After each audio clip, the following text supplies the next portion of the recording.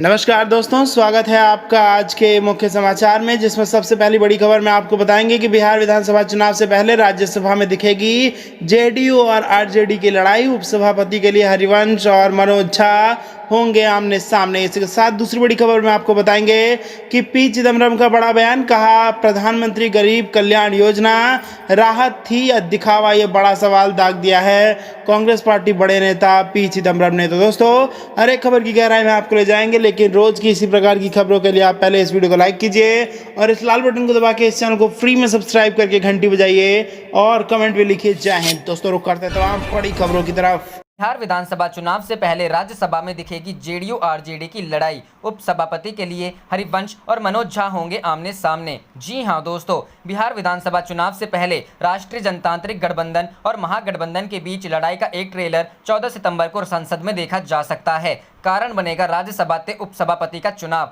Janata Dal United सांसद हरिवंश ने पहले ही बतौर एनडीए उम्मीदवार अपना नामांकन दाखिल कर दिया है, जबकि विपक्ष ने राष्ट्रीय जनता दल सांसद मनोज कुमार झा को अपना उम्मीदवार बना सकता है। मनोज झा के 11 सितंबर को उपसभापति के लिए नामांकन दाखिल करने की संभावना है और इसके साथ ही यह लड़ाई और दिलचस्प हो जाएगी, क्योंकि दोनों उम्मीदवार बिहार से हैं। आपको बता दें कि बिहार में जल्द ही विधानसभा चुनाव होने हैं, जिससे जेडीयू बनाम आरजेडी का मुकाबला प्रभावी रूप से होगा। विपक्ष ने पहले द्रविड़ मुनेत्र कड़गम के सांसद तिरुचि शिवा के नाम पर चर्चा की थी, लेकिन तमिलनाडु के उच्च सदन के नेता ने चुनाव लड़ने से इनकार कर दिया था। मनोज झा पहली बार राज्यसभा पहुंचे हैं। उन्हें उनका वाक्पटुता के लिए जाना जाता है, साथ ही उनकी ईमानदारी की भी चर्चा होती रहती है। गौरतलब है कि राज्यसभा में कुल 245 सदस्य हैं, इनमें से 116 सांसदों एनडीए के हैं। इसके अलावा बीजू जनता दल, वाईएसआर, कांग्रेस पार्टी, तेलंगाना राष्ट्र समिति सहित अन्य दलों से समर्थन मिलने की संभावना है। ऐसे में एनडीए उम्मीदवार की जीत की संभावना प्रबल है। रुक करते हैं अगली खबर की तरफ। पी चिदम्बरम ने कहा प्रधानमंत्री गरीब कल्याण योजना राहत थी यह दिखावा। जी हां दोस्तों, कांग्रेस के वरिष्ठ नेता पी चिदम्बरम ने प्रधानमंत्री गरीब कल्याण योजना के तहत 42 करोड़ से अधिक गरीबों को 68,820 करोड़ रुपए दिए जाने की पृष्ठभूमि में बुधवार को सवाल किया कि यह राहत थी या दिखावा। चिदम्बरम ने ट्वीट किया, प्रत्येक लाभार्थी को प्रधानमंत्री गरीब कल्याण योजना के तहत कितना मिला? क्या यह वास्तव में राहत थी या सिर्फ दिखावा था? पूर्व वित्त मंत्री ने दावा किया 2.81 करोड़ लोगों को 2,814 करोड़ रुपए या प्रति व्यक्ति 1,000 रुपए मिले। क्या यह पर्याप्त है? जनधन खाता रखने वाली महिलाओं को 3 महीने में 30,925 करोड़ रुपए या प्रति महिला 1,500 रुपए मिले हैं। क्या एक गृहिणी 500 रुपए महीने में एक परिवार चला सकती है? चिदम्बरम ने कहा प्रवासी कामगारों को 2 महीने में 2.67 लाख मीट्रिक टन खाद्यान्न मिला, यानी 5 किलो प्रति माह। क्या इससे एक प्रवासी और उसका परिवार गुजर कर सकता था? कांग्रेस नेता ने यह दावा भी किया, ये आंकड़े साबित करते हैं कि दिया गया धन अत्यंत सीमित और पूरी तरह से अपर्याप्त था। निश्चित रूप से यह पैसा मांग को बढ़ावा देने और अर्थव्यवस्था को पुनर्जीवित करने के लिए एक प्रोत्साहन के रूप में काम नहीं कर सका। बता दें कि वित्त मंत्री निर्मला सीतारमण ने 26 मार्च को 1.70 लाख करोड़ रुपए की पीएमजीकेवाई योजना के हिस्से के तौर पर मुफ्त अनाज और महिलाओं, गरीब वरिष्ठ नागरिकों और किसानों को नगद सहायता देने की घोषणा की थी। करते हैं अगली खबर की तरफ। बिहार विधानसभा चुनाव की उल्टी गिनती शुरू। 13 सितंबर को हो सकता है तारीखों का ऐलान। जी हां दोस्तों, राजनीतिक दलों के त्राहिमाम संदेश और असंतोष के बावजूद निर्वाचन आयोग में बिहार विधानसभा चुनाव के कार्यक्रम के ऐलान की उल्टी गिनती शुरू हो गई है।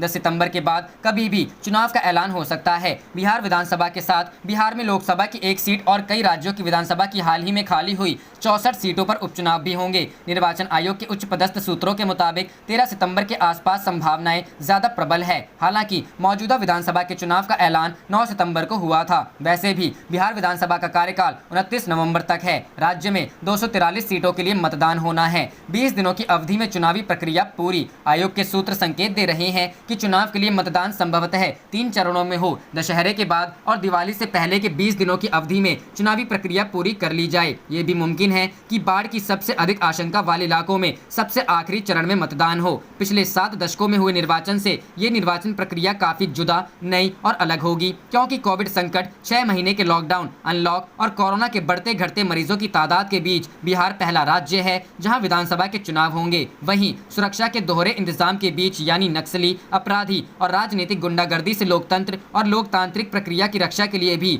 और कोविड वायरस से मतदाताओं की सुरक्षा के लिए भी इंतजाम किए जा रहे हैं। सूत्रों के मुताबिक धनतेरस से पहले ही निर्वाचन प्रक्रिया यानी मतदान के सभी चरण और मतगणना पूरी करने की कोशिश रहेगी। अगर उसमें कोई भी अड़चन आती है है तो मतगणना का काम छठ पर्व के बाद भी हो सकता है, लेकिन इसकी संभावना बहुत कम है।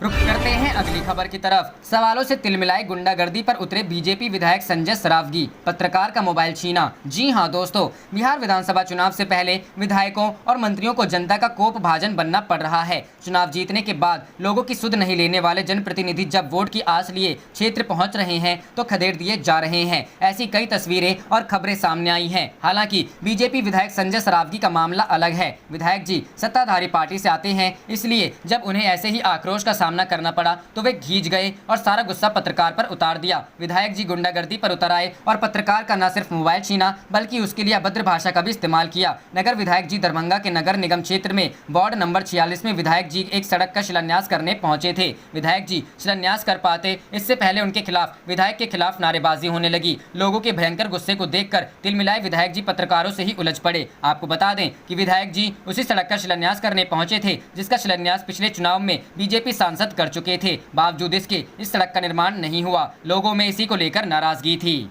रुख करते हैं अगली खबर की तरफ। बिहार क्रांति वर्चुअल महासम्मेलन, कांग्रेस का आरोप बिहार को 15 वर्षों में कुछ नहीं मिला। जी हां दोस्तों, कांग्रेस के वरिष्ठ नेता पूर्व मंत्री प्रमोद तिवारी ने आरोप लगाया कि कोरोना काल में बिहार के लोगों ने परेशानी झेली है। जब दूसरे राज्य अपने लोगों को बुलाने के लिए गाड़ियां भेज रहे थे तब बिहार में उन्हें आने से रोका जा रहा था। प्रमोद तिवारी बुधवार को कांग्रेस के मधुबनी सुपौल जिला के बिहार क्रांति वर्चुअल महासम्मेलन में बोल रहे थे। आह्वान किया कि बिहार के विकास के लिए इसे भाजपा जेडीयू से बचाइए। आरोप लगाया कि बीते 15 सालों में बिहार और मिथिलांचल को कुछ नहीं मिला। प्रभारी सचिव और महासम्मेलन संयोजक अजय कपूर ने कहा कि बिहार में इस बार सत्ता परिवर्तन तय है। पूर्व मंत्री शकील अहमद ने कहा कि बिहार और देश को भाजपा जेडीयू ने बेपटरी कर दिया है। कहा कि बेरोजगारी आज बीते 45 सालों में सर्वाधिक है। हरियाणा के पूर्व मंत्री कैप्टन अजय यादव ने कहा कि नीतीश कुमार ने उसी भाजपा से हाथ मिला लिया जिसके खिलाफ जनता ने उन्हें जिताया था। NSUI की पूर्व अध्यक्ष अलका लांबा ने कहा कि बीते 15 वर्षों में बिहार के हिस्से बदहाली, महिला अत्याचार, बेरोजगारी, पलायन के अलावा कुछ नहीं आया।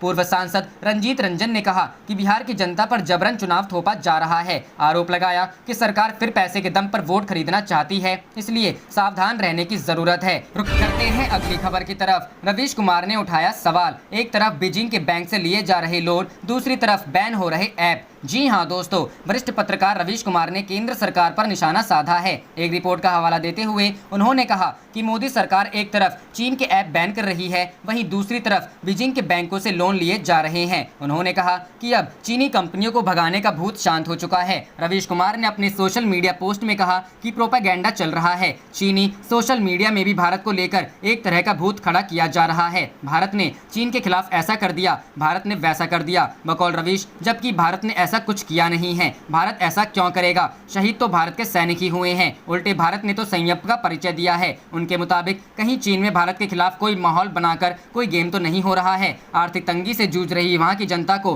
कोई खुराक दी जा रही हो। दूसरी तरफ भारत ने इस मामले में अभी तक कोई प्रेस कॉन्फ्रेंस नहीं की है। सेना का बयान आता है, कारगिल युद्ध के समय सेना के अधिकारी और विदेश मंत्रालय के प्रवक्ता एक साथ प्रेस कॉन्फ्रेंस करते थे। अपनी पोस्ट में रवीश कुमार लिखते हैं कि भारत का मीडिया चीन को लेकर शांत है, वो ऐसे शांत जैसे कुछ हुआ ही ना हो। हमारे प्रधानमंत्री कहते हैं कि चीन ने भारत में प्रवेश नहीं किया। क्या मोदी ने ऐसा बयान देकर कोई गलती कर दी है? दोनों देशों के बीच जंग के हालातों की वास्तविकता पर पर्दा पड़ा है, मगर अच्छा है कि जंग ना हो। रुख करते हैं अगली खबर की तरफ। नगर निगम के 8000 सफाई कर्मचारियों ने किया बेमियादी हड़ताल का ऐलान। जी हां दोस्तों, पटना नगर निगम के अधिकारियों और सफाई कर्मचारियों के बीच आपसी तकरार खत्म होने का नाम नहीं ले रहा है। पटना नगर निगम के चतुर्थ वर्गीय दैनिक कर्मचारियों ने एक बार फिर अनिश्चितकालीन हड़ताल पर जाने का ऐलान किया है। दैनिक भोगी चतुर्थ वर्गीय कर्मचारियों ने अपनी नियुक्ति स्थायी करने की मांग को लेकर हड़ताल करने का ऐलान किया है। पिछली बार भी किया था वादा, लेकिन पूरा नहीं किया। चतुर्थ वर्गीय कर्मचारी समन्वय समिति की तरफ से हड़ताल का ऐलान समिति के अध्यक्ष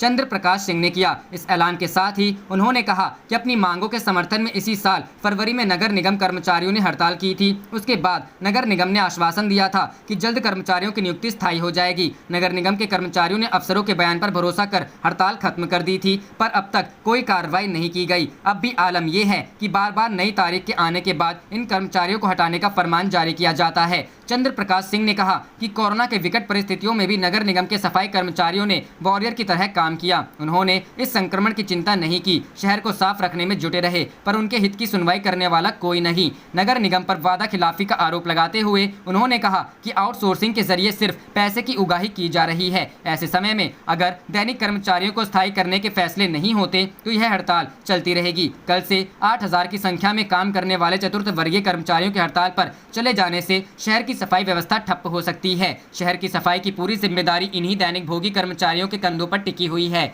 इसी साल फरवरी में हुए व्यापक हड़ताल में पूरा शहर कूड़े में तब्दील हो गया था। देखने वाली बात है कि नगर निगम हड़ताल को रोकने के लिए कौन सा कदम उठाता है। जाने से पहले आप इस वीडियो को लाइक कीजिए और इस लाल बटन को दबा के इस चैनल को फ्री में सब्सक्राइब करके घंटी बजा लीजिए। आप देख रहे थे आपका अपना चैनल धड़ाधड़ न्यूज़। जय हिंद, जय भारत।